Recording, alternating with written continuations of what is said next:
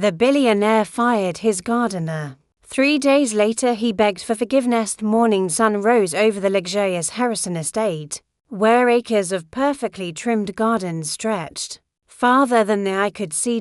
Every flower was flawless, every tree stood perfectly shaped, and every visitor praised the beauty of the property. Few people knew that behind all of it was one man. His name was Samuel Brooks. For 22 years, Samuel had worked as the estate's head gardener. He wasn't famous, he wasn't wealthy, but he loved every inch of the garden as if it were his own home.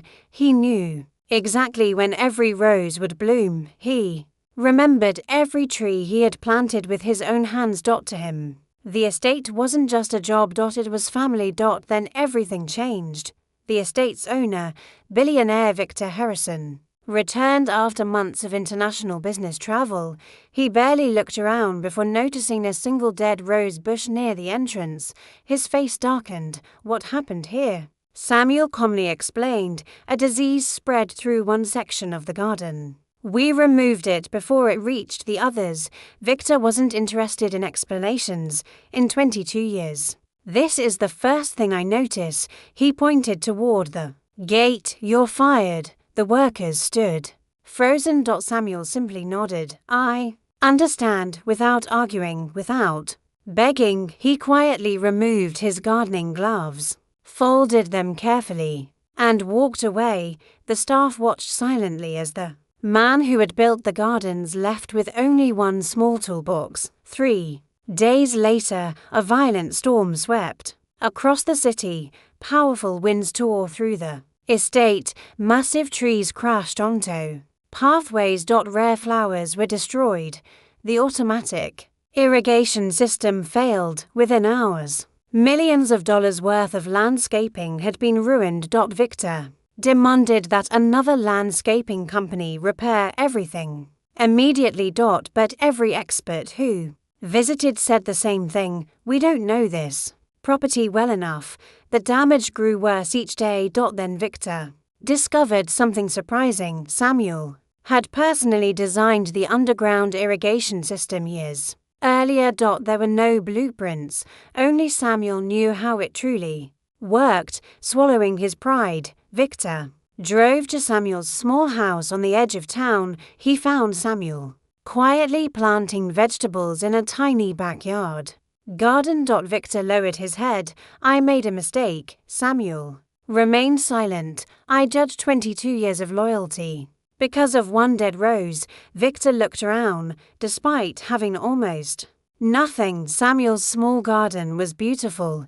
Every plant was thriving. I need your help. Samuel smiled gently. I'll help the garden. Victor looked confused. But not because you fired me. I'm helping because the people who work there shouldn't lose their jobs. The next morning, Samuel returned. He worked day and night alongside the employees. He never complained. He never mentioned the past. Within weeks, the estate looked even more beautiful than before. Visitors couldn't believe the transformation. Victor gathered every employee together.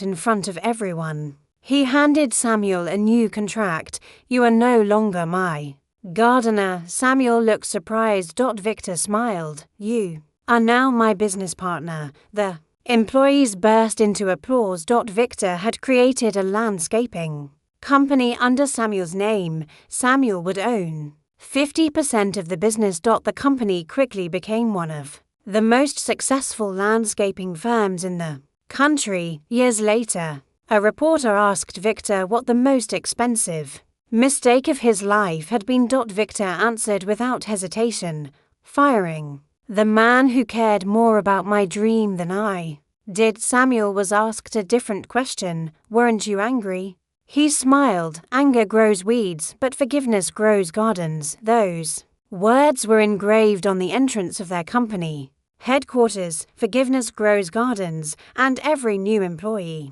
learned that respect is worth far more than pride, because sometimes the strongest people aren't the ones who demand respect, they're the ones who continue doing good.